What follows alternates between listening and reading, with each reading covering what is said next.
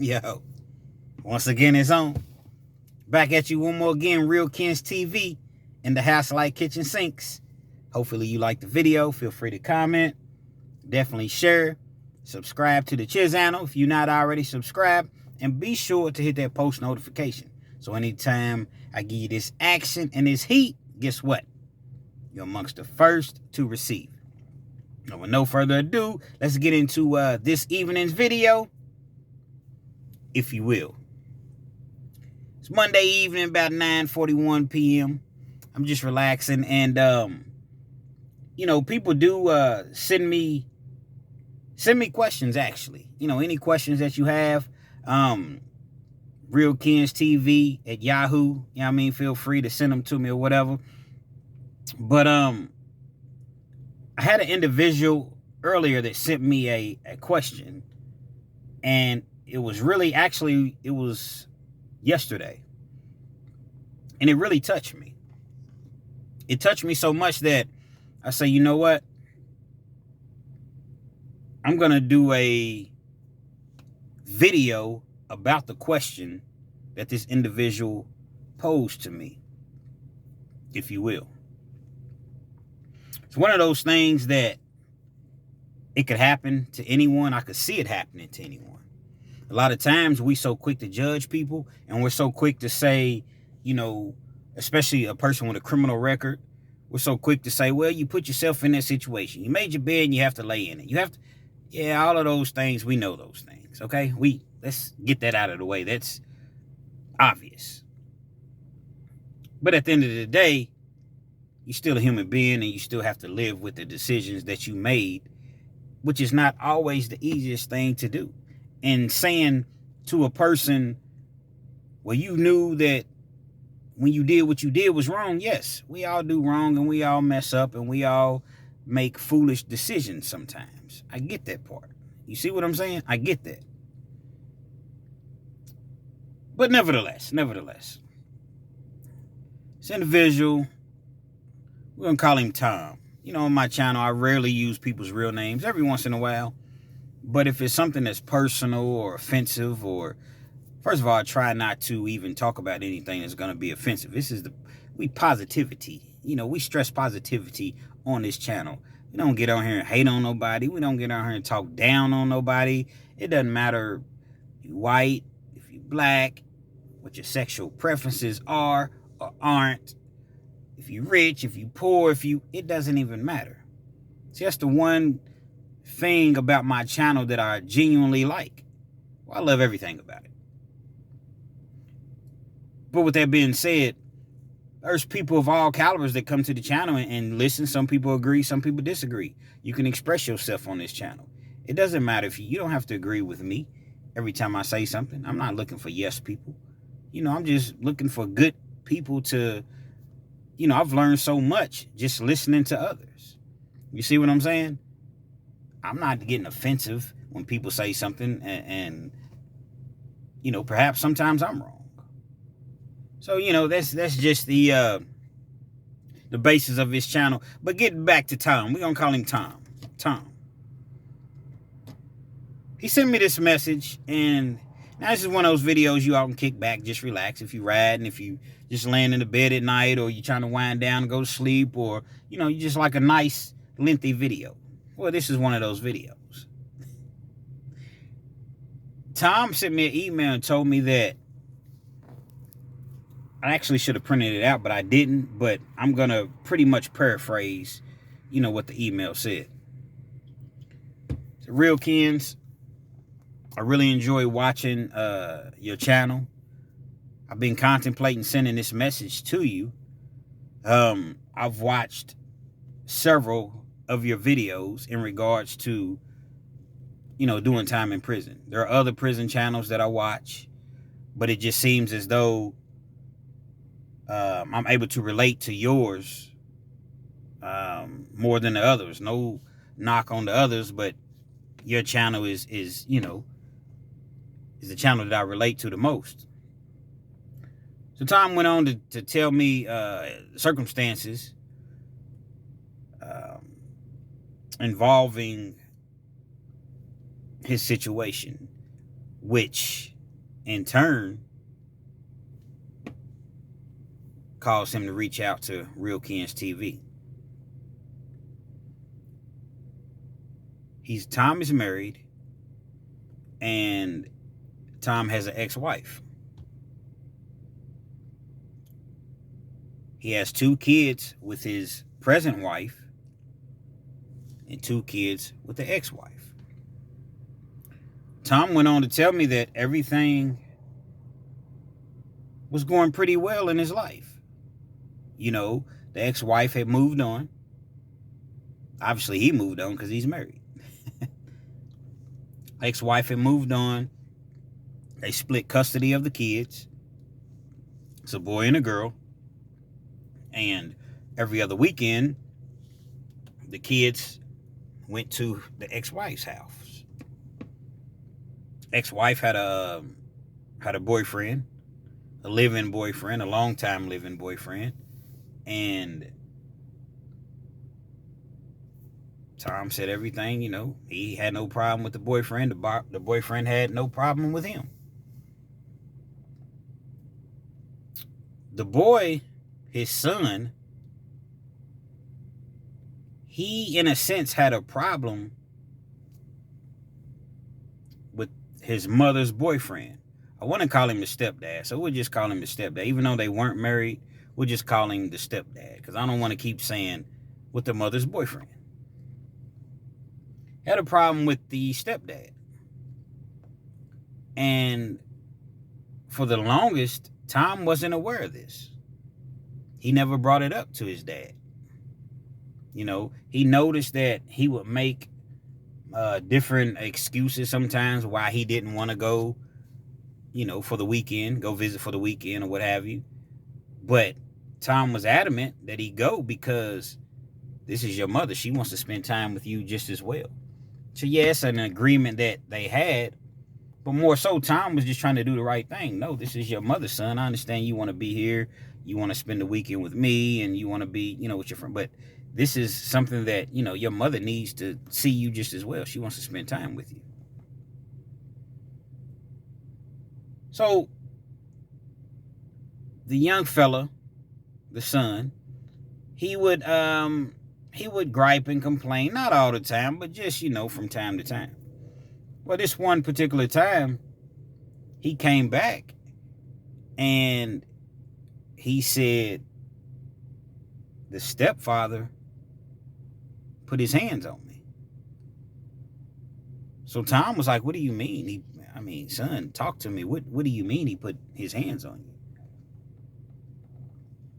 So his son was like, because my room wasn't clean, he came in the room and he yelled at me. So I cleaned the room up like he asked me to do. And he later came back and he was drinking. And I guess the room wasn't clean to his satisfaction. So he jacked me up by my shirt, slapped me around, threw me up against the closet door, and told me if I said anything to anybody, he would make sure that me and my sister never told a soul, never talked about anything ever again in regard to what happens in that household. So when Tom's son told him this, he was absolutely furious. I mean furious, as to be expected. Imagine your son comes to you and tells you something like this. The son is 9 years old. The son is 9. I believe the daughter was 8. They were like back to back. Tom is living. Tom is a working guy. He's never been in any sort of trouble. Just a good, blue collar type guy. Man. Goes to work every day. Good credit, nice home, decent job, mortgage, couple car payments, he's living the life. This particular time, Tom decides to set all of that to the side. All of that is thrown completely out of the window when it comes to his children. Tom goes over to the house. He notices that the stepfather is not there because the car is not there. So Tom proceeds to wait. He waits a couple hours. He notices that the stepfather pulls up. And at the same time that the stepfather's pulling up, Tom's phone rings. Now, this is very, very key right here. Tom's phone rings simultaneously as the stepfather is pulling into the driveway, if you will. It's his wife, Tom's wife. So he's trying to talk to the wife, but he's trying to rush her off the phone because he wants to approach the stepfather. The wife has no clue what's going on. He never divulged this information to her. He never told her. I guess in Tom's mind, he figured, I'm going to handle this. This is my son. I'm going to handle this. So he's talking to his wife. You know how it is when you're first pulling up to the house. You know, you're getting all your things out of the vehicle, and you rarely just jump right out of your vehicle. You may have to grab a couple things. You may have to, may be a little bit, a couple seconds at least before you get out of your vehicle. So he rushes his wife. Okay, honey, I'll be home for dinner, and I love you. And he does all of those things as Tom typically does. And he gets off the phone. But when he hangs the phone up, the other side of Tom comes out. Tom opens the door, and the stepfather is walking towards the house at this point. He had just gotten out of the vehicle, and he's walking towards the house. Well, as he's walking towards the stepfather, Tom has a shotgun.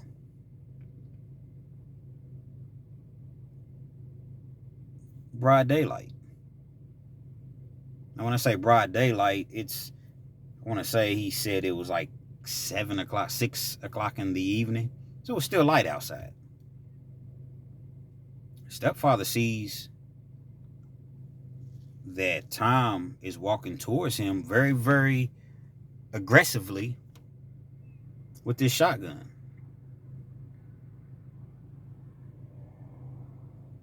Tom picks the shotgun. He already has the shotgun, but he aims the shotgun at the dude, at the stepfather.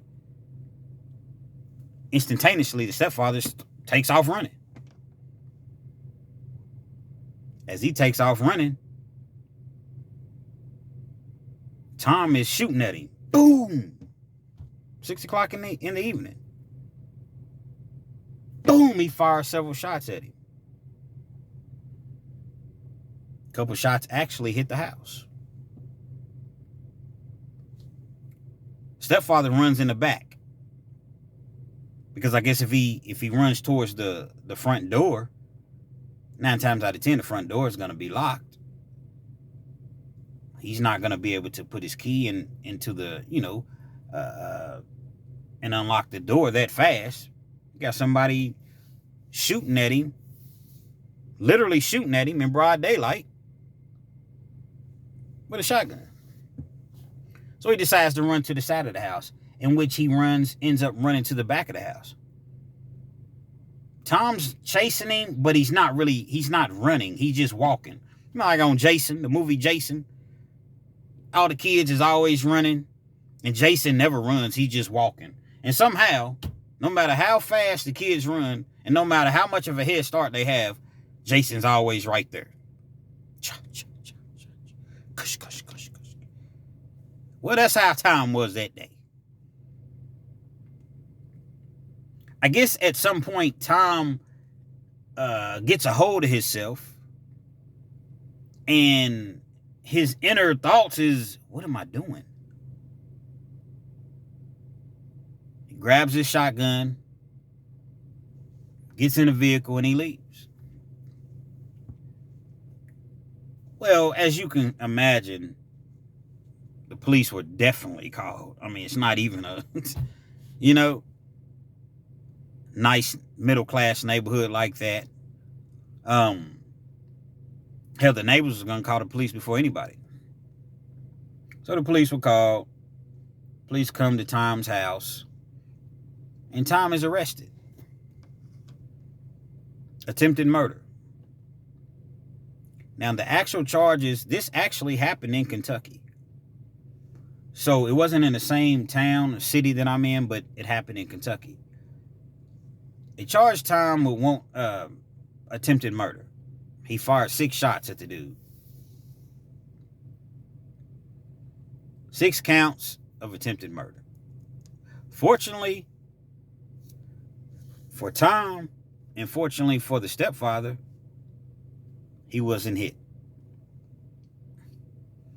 So Tom goes to jail. He's in jail for a while. He's in jail for some months. You know, attempted murder, the bond doesn't come cheap for an attempted murder charge. Finally, Tom is able to get out on a bond reduction. You know, he has a lawyer. His family's hired a lawyer for him. I think he ended up having to put the house up. So they let him out on a bond. He's restricted to the house. Only thing Tom can do is go to work. He can go to church. He can go to the grocery store and things like that. Other than that, he has to be in the house. He's subject to urine analysis, in which they test for drugs and alcohol. And, you know, he's very, very strict guidelines as far as being out. Later on, Tom's son, I don't know if it was the guilt. I don't know exactly what it was. He tells his sister, which is Tom's daughter, that he made the whole story up. Simply because he didn't want to go back over to the mother's house on the next visit because he wanted to go somewhere with his friends. All his friends were going somewhere and he wanted to go, but he knew that he would have to go over to his mother's house. Now, he loved his mother dearly, but he didn't necessarily like going over to the house like that. So he makes his whole story up. Well, the sister, mind you, they're a year apart. She tells her mother. When she tells her mother, the mother asks the son in front of the father, you know, they all, you know, talk to him about it, and he breaks down crying, and he basically tells him, yes, I made the story up. The mother's livid. Why would you do something like that? Do you see what you've caused this family? Why would you do that? Now he's 9 years old. The father's more calm than maybe the average person would have been. The son says, he's always making me clean my room up. He's always making me do this. He's always making me take the trash out. He makes me do things that you don't make me do over here, Mom. Come to find out, the stepfather had never laid a hand on him, had never raised his voice at the son. The daughter vouched for everything. The son had a problem with the stepfather because the stepfather had order in the home, if you will. When you come over here, you're going to keep your room clean. You're going to take the trash out. You're going to clean up after yourself. You're going to be respectful. Which the young man evidently was respectful, but he didn't like the fact that the stepfather was telling him, these are the things that you're going to do in this household over here. Because it wasn't his actual father. And he didn't like that. And as I mentioned, the stepfather never was rude to him. Again, never laid a hand on him, never threatened him, never yelled at him, never cursed at him, never, nothing. He was a boy. And he felt like, you know, these are the things that, you know, you're going to help with the yard work and things like that. He didn't overwork him. He didn't do anything like that. And the son, he wasn't with it. He didn't like it. So he made up a complete story, which in turn almost got the stepfather killed. So when it actually came to light,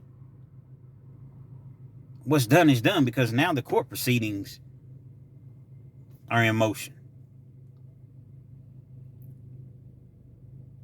Tom is going back and forth to court. He's facing a lot of time. Essentially, he's facing a life sentence when you really think about it, because attempted murder, you can get 20 years for each count. You got 6 counts of attempted murder. So essentially, even though he would never have gotten this time, but essentially he's facing 120 years. Court case drags on and drags on. Finally, they come to time with a 12-year offer, plea deal. Now, the significance of this 12-year plea deal is because it's 12 years, but it's not considered violent. Even though it was a violent act, it's not considered violent. Now, let me explain to you what I mean by that. You have truthful sentencing, which is a violent charge, which means if you get sentenced under the truthful sentencing guideline, you're going to do 85% of the time that you're sentenced to do. So if you get 20 years, guess what? You got to do 17 and a half. If you get 10 years, you got to do 8 and a half. If you get 30 years, you see what I'm saying? So it was a major victory, a small victory rather, because when they offered Tom this 12 years, they dropped the truthful sentencing, so he would just get 12 years, which means on a 12-year sentence, he would do 2 years and 5 months, and then he would have a chance to go home. He would go before the parole board. Great thing about it, the entire time that Tom was out on house arrest, on the ankle monitor, same thing, he was being credited as though he was actually serving time. So he did almost 2 years on house arrest, plus the few months that he had already accumulated before he got out on house arrest, which means if he takes this 12-year plea deal, he's going to have about 2 years in on his sentence. And remember what I said. You do 2 years and 5 months on a 12-year sentence. Therefore, he would do another 5 months, go before the parole board, and have an opportunity to go home. Tom ends up taking the charge. So now he has a 12-year sentence. This is where Real Kens comes into play. Tom emails me and he tells me, he runs the whole scenario down, and he ends up telling me that in January, he has to turn himself in. One of the conditions of the plea was no probation.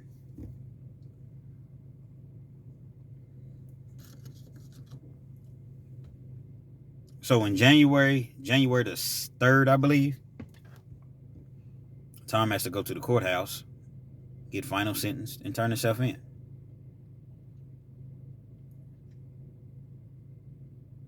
He told me, he said, Real Kens, because I actually ended up speaking with Tom. I'm scared to death, brother. And I don't have a problem telling you, I'm scared to death. I've never been to prison. I've never been away from my family, my kids, my loved ones. I've watched the prison channels. I watch prison movies. I'm scared to death. Could you please just enlighten me? Give me some advice. Hell, I'll pay you. I'll pay you to just give me anything, just to help me. And I said, hey, you don't have to pay me anything. It's Real Kens TV 859. It's what we do. You don't have to pay me anything. You're in a vulnerable moment right now. I understand any father Most fathers that I know, I'm not going to say any, but a lot of fathers that I know, man, they would have did the exact same thing. You find out that another man is slapping your kid around and throwing him into the wall and hitting him. And now, could it have been handled better? Absolutely. But at the same time, man, it's your kid, it's your seed, man. That's your... But the hurtful part is not only are you getting sentenced, 12 years of prison, the son made the whole story up. The son made the whole story up. This whole thing could have been totally, avoided. And you can't be mad at your son. But at the same time, it's like, son, why? Why, son? You don't do that. You don't just make up stories. And see, a lot of times, man, as parents, when our kids tell us something, man, we ready to fly off the handle. Newsflash, parents, kids sometimes make stuff up. I know it's painful. I know you may not want to hear it. I know that, you may be thinking, well, not my kids. Kids sometimes make things up because they don't understand the ramifications of the stories that they're making up. Because in their mind, they're just saying whatever they can say to get their way at the time. Well, I don't want to go to my mom's house. I want to go hang out with my friends this weekend. So in my mind, my stepfather, man, he's mean, man. But he's not mean. He's trying to teach you responsibility. You're a young man. You should be taking the trash out. You should be keeping your room clean. You should be, helping out with yard work and things of that nature. No, not the entire weekend. You're there to relax and have fun, but it's teaching you responsibility. So this whole story was made up. Everybody's world's turned upside down. The stepfather, now he's looking at the kids in a certain type of way because he's like, I love the mother, but these kids come over to the house. I don't know what they're going to say next. I could have lost my life, first of all. Secondly, just think if the dude, the father didn't come shooting at me, but they went to the police, and now the police came at me. Now it's going to be my word against a 9-year-old's word. I could have went to jail. Anything. So it turned their household upside down. The father, it turned their household upside down because now he has to prepare. He has to go to prison. He's going to be gone on a charge like that where you shoot at somebody, even though you see the parole board after doing 20% of your time. So in this case, 2 years and 5 months, the parole board is typically not going to let you. That's a violent charge.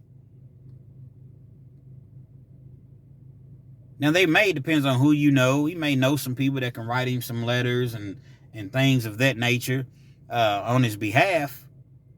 But I would guess, and I told him this, I would guess that you're going to at least do 4.5 on that 12-year sentence. Could be wrong. I could be wrong. But keep in mind, you already have 2 years in on it. So you may have to go, do your time for 2.5 years and potentially get out. Real Kens, man, could you give me some advice, man? How do I do prison time? What's the best advice? What are the things that I can do to prepare for prison? I say, man, let me tell you, man, if you've never been to prison, you can do some things to try to prepare, but it's a psychological war, man. See, prison time is rough, but it's more mental than anything.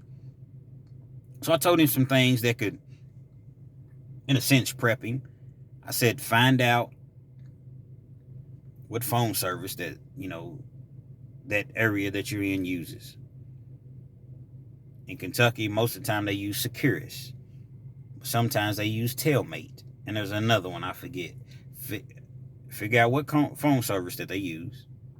Make sure that you have plenty of money on the phone, at least, a few $100s on the phone, so that you can reach out and call your family once you actually are taken into custody.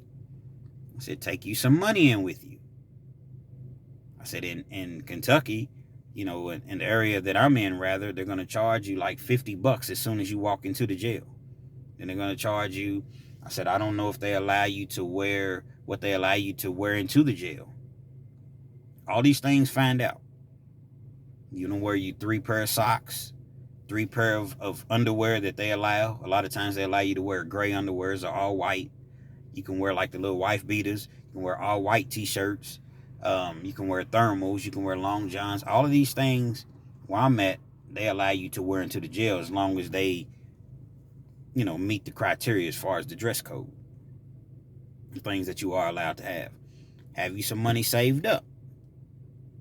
You're going to want to have, if ideally, I know it's easier said than done. I don't know what your financial situation is, but in jail, man, to call home and the food tastes so terrible, man, you're going to need you don't need this amount. So for you all to been in jail, motherfucker, you don't need that much money. Sorry for my language, but ideally, if you can have about a couple $100 a week, because your phone calls, you're going to want to call and talk to your family. Your phone calls, even if you local, your phone calls is going to be a couple dollars a call, $2.50, maybe $3 a call. So as you can see, that money adds up. Now, there's little tricks you can do, like if you're out of, and I explained this to him, if you're out of, if you're in a different town or city, you can have your wife go get you a phone with the area code that you're in, so the calls that will be local to you when you make the calls. So if you, let's just say you in a totally different zip code, you get a phone in that zip code, you have her get a phone in that zip code, so when you call that number, it's a local call. It saves you a lot of money opposed to paying $6 or $7 a call. Keep in mind, the call's only 15 minutes. So, if you can have your $150, $200 a week sent in to you, but if not, just whatever you can have sent in to you. I said, man, and just go in there and just be yourself, bro. Don't go in there. You're going to look timid. People are going to know it's probably your first time. You can't disguise that. Just go in and just, hold it down, man. Be a man. Same way you was a man when you thought somebody bothered your child. I know you want to make it home. Don't be no pusher. Don't let nobody do nothing to you. Nothing. I know we all want to go home when we locked up, but if somebody violates you, man, man, you handle your business. I don't advocate violence on this channel or period. See, jail's a different animal. Sometimes you got to split a motherfucker's wig in jail, man. That's just what it is. You don't want to. You want to avoid that. But if somebody comes trying to take something from you, somebody comes trying to play sexual games with you, somebody comes and because if they get away with it once, guess what? They're going to continue to do it.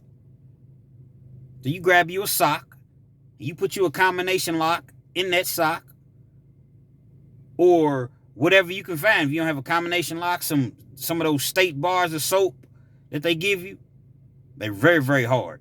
Pause. And if somebody comes violate you, you split a motherfucker's wig. And so the next person, they gonna know, man, don't run up on Tom. Just how it is in jail.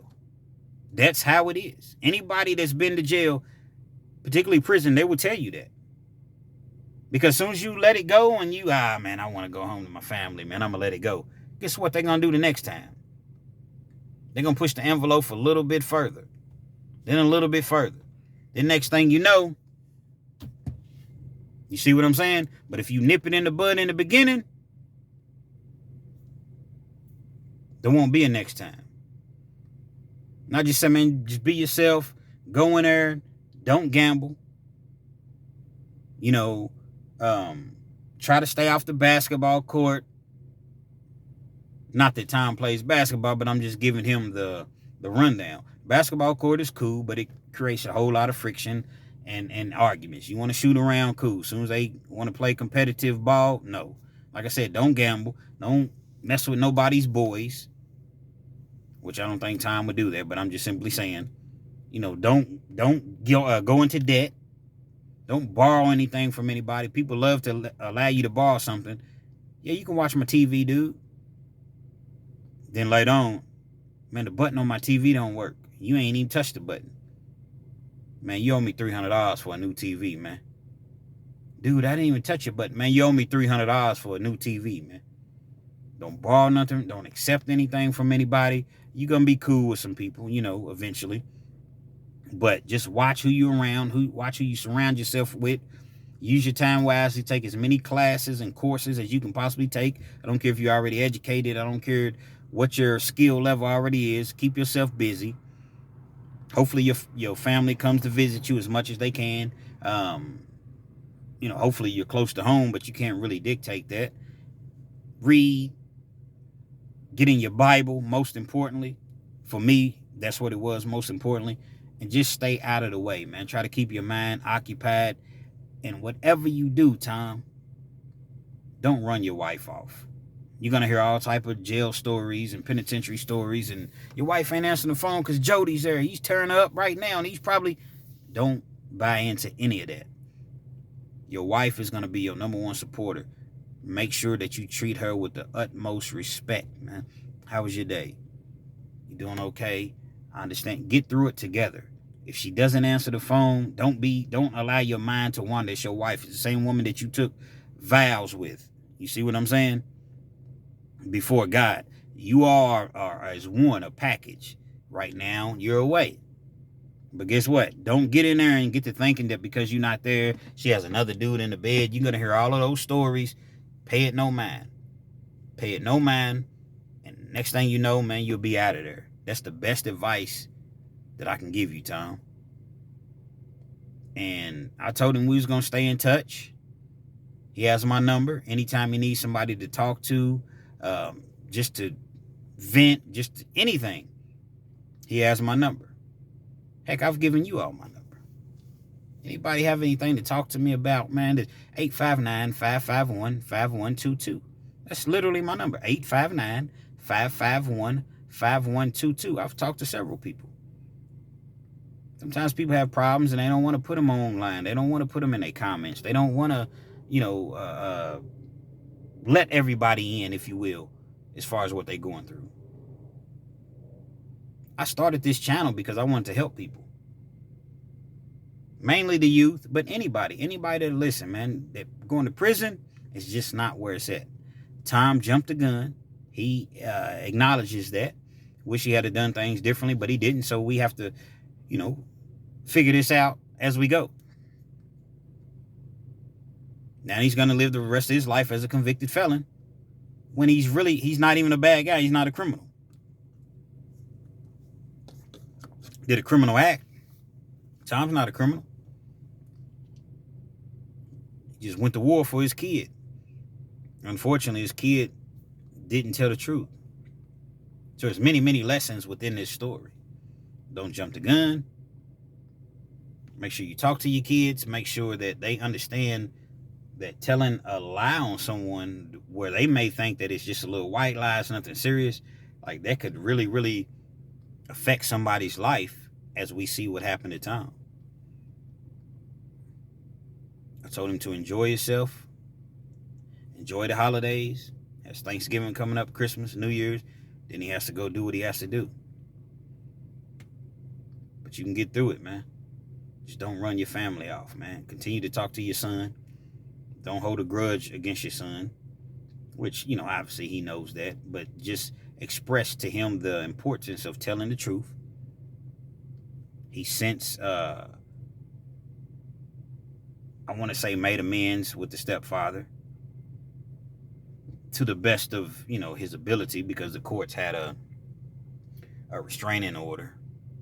So it's just really, really a messed up situation. But, in due time, hopefully everybody can come together and be one big happy family when it's all said and done. And, man, I feel for Tom. I feel for the kids. I feel for the stepfather. I feel for everybody. See, prison is designed to break families up, tear families apart. Now, I understand that he went shooting at the guy and somebody else could have been hurt. And the 12-year sentence, they amended it down from attempted murder to wanton endangerment, which means wanton endangerment just means someone else could have been hurt due to his actions. See what I'm saying? Even though he didn't shoot the guy, he was attempting to shoot him, but just think if Tom had hit somebody else, somebody that was just walking by and Tom didn't even see him. So that's wanton endangerment. 12 years, and he has a couple months, about a month and a half at this point, to spend with his family, and then he has to go do a prison sentence. It just has to be done. But I think Tom will be okay, because once the people realize why he's in there, man, they're gonna look at him kind of not necessarily as a hero, but man, I feel you, Tom. I would have did the same shit. Only difference is I would have made sure I got him. So he's gonna be okay. He's gonna be okay. But the main thing, I couldn't stress it more, man. If you have to go do some prison time, man, stand up for yourself. I don't care if you scared to death. I don't care if you ain't never fought. I don't care, man. Don't let nobody do anything to you. Because if you do, you're going to have a very, very rough time while you in there, man. Like I said, I do not advocate violence at all. But prison is a totally different animal, man. Totally different. I don't care if you got to throw hot, steaming, boiling hot water in somebody's face. You do what you got to do to protect yourself. I don't advise that under any circumstances other than you protecting yourself. Dudes will take you in there, man. Dudes will try to take your manhood in prison. Understand that. Especially you an individual, you're not from the streets, don't nobody really know you, you're not really out there like that. So when you go in, a lot of people, they gonna look at you, oh man, look at this guy. Then you got a little bit of money, you going to the store, the commissary every week. People watch that.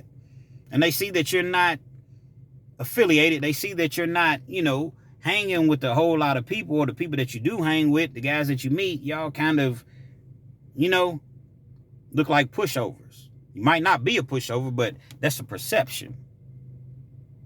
You split a motherfucker's wig if you got to, but you try to avoid that. You try to avoid that. Real Kens TV. Hopefully you all enjoyed the video. Feel free to comment. Definitely share. Subscribe to the channel if you're not already subscribed. And be sure to hit that post notification. So anytime I bring you this action and this heat, guess what? You're amongst the first to receive it. I'm going to be praying for Tom. Like I said, Tom has my number. I have his information. I'm kind of like, just anytime he needs a encouraging word, a voice, hit Real Kens up. I don't want your money, Tom. I know you got some nice money. It seems, but I don't want your money. It's not what this is about. Praying for you, your family, and together, you can get through. You can get through this. Real Kens TV, man. Till next time.